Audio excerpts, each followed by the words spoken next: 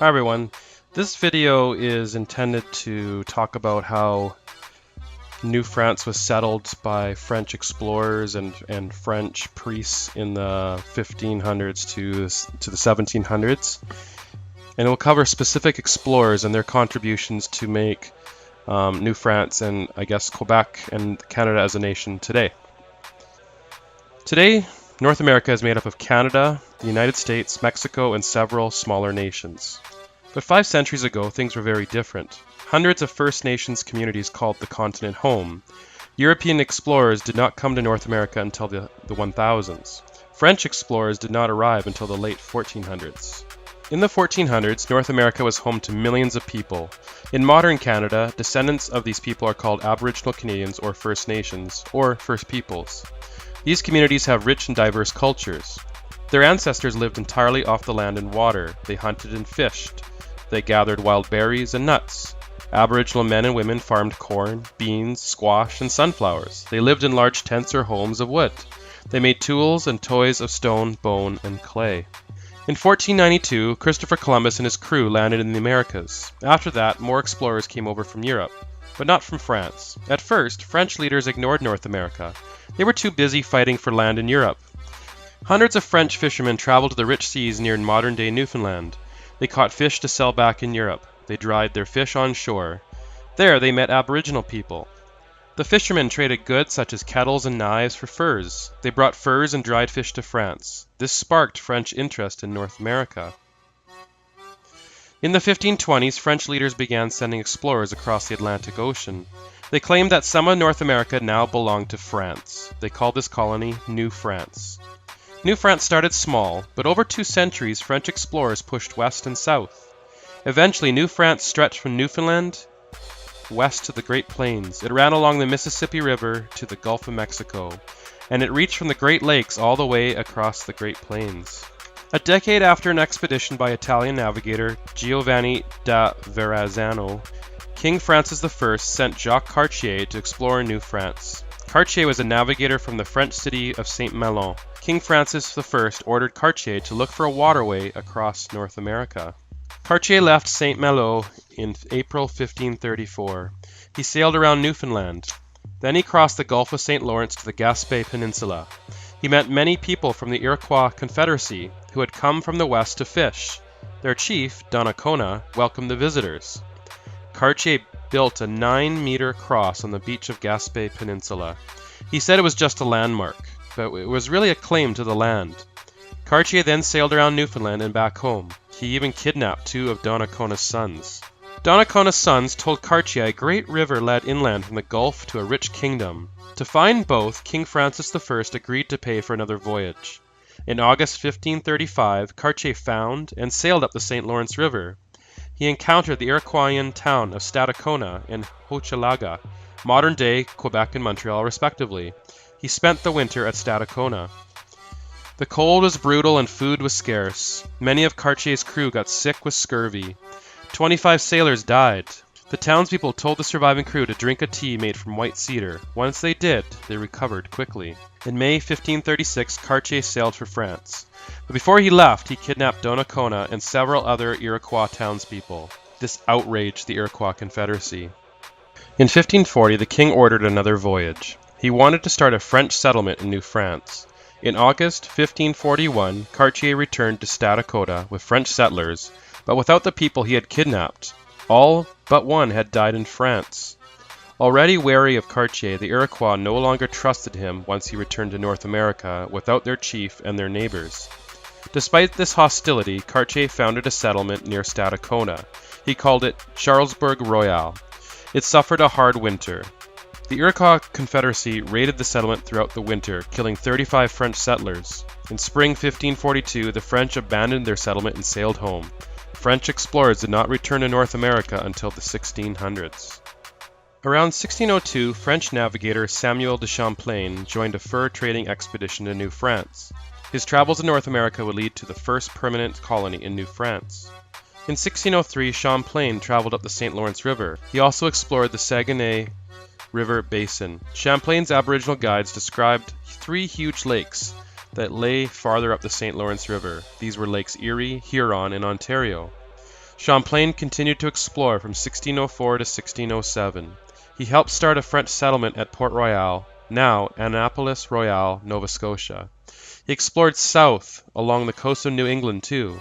In 1607, the French king ordered Champlain and the settlers home.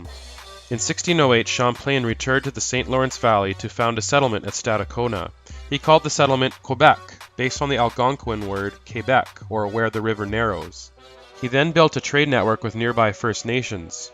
The network expanded west around the Great Lakes. People from these nations helped him find his way down the Richelieu River south of Hochelaga. He eventually came to a large lake, now named after him. Champlain also traveled up the Ottawa River. On this voyage, he finally explored the Great Lakes. After in 1608, Champlain traveled many times between New France and France. Meanwhile, the Iroquois Confederacy had abandoned Hochelaga because of warfare with other First Nations communities. Champlain started a settlement there. It would later become the city of Montreal. Throughout his travels, Champlain hoped to find a waterway across North America. He never did. But he remembered everything he explored. He drew detailed maps of eastern Canada. These maps were very helpful for later explorers. In the 1600s, French explorers pushed west across modern-day southern Canada. They encountered Aboriginal communities across the Ottawa Valley. These communities were part of the Huron-Wendat nation. The French called Huron-Wendat territory Huronia. Some explorers continued to push west past Huronia to Lake Superior and Michigan. In the early 1600s, Samuel de Champlain asked his young interpreter to investigate what lay west of Lake Champlain. Etienne Brulé had spent 2 winters in Quebec. He had lived among the Huron-Wendat to learn their language and customs. Brulé met Champlain at Lake Huron. In 1615, Champlain asked Brulé to make an independent trip south to Iroquois lands. On this trip, Brulé encountered Lakes Erie and Ontario. On his way back north, the Iroquois captured Brulé, but they later released him. After 34 months, he arrived back in Quebec. Eager to get back to exploring, in 1618, Brulé asked Champlain to send him to Lake Superior. Over 3 years, Brulé explored west past Lake Huron to modern-day Sault Ste. Marie. There he wrote about the waterfall separating Lake Huron from Lake Superior.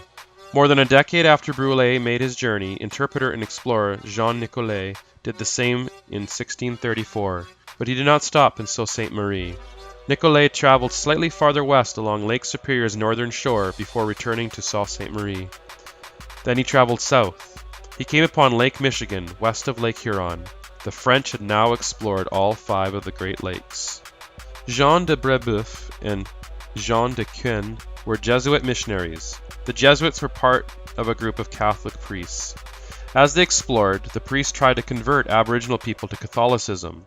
De Brebeuf traveled west to Lake Huron's Georgian Bay. He lived among the Huron-Wendat until his death. Jean de Quin ran a mission in Tadoussac, a Montaignais town north of Quebec. In 1647, he traveled west of Tadoussac, up the Saguenay River. He reached Lake Piakogami. 5 years later, he founded a mission there. In the late 1600s, the French explored the Great Lakes. Many explorers were priests, called fathers. They wanted to convert Aboriginal people to Catholicism. Other explorers were merchants. They hoped to strengthen the fur trade in New France. All the explorers still hoped to find a waterway to the Pacific Ocean. Explorers called it the Western Sea. The trip to Asia took ships around the Atlantic and around the southern tip of South America. They then had to travel across the Pacific to reach China. A waterway through North America would make this trip much faster. Nicolet's 1634 trip to Lake Superior in Michigan failed to find the Western Sea. In 1647 and 1661, 3 different priests traveled up the Saguenay River. They too looked for a passage to the sea. All turned around after reaching Lake Piakogami. From 1665 to 1667, Father Claude Jean Allouet explored the area north of Lake Superior. He traveled from Sault Ste. Marie to Lake Nipigon, north of Lake Superior. He also failed to find a route to the Pacific Ocean. In 1659, Pierre Esprit Radisson set off from Lake Huron. He followed its northern shore until reaching Lake Superior. From there, Radisson traveled clockwise around Lake Superior's shoreline, a trip that took him a year.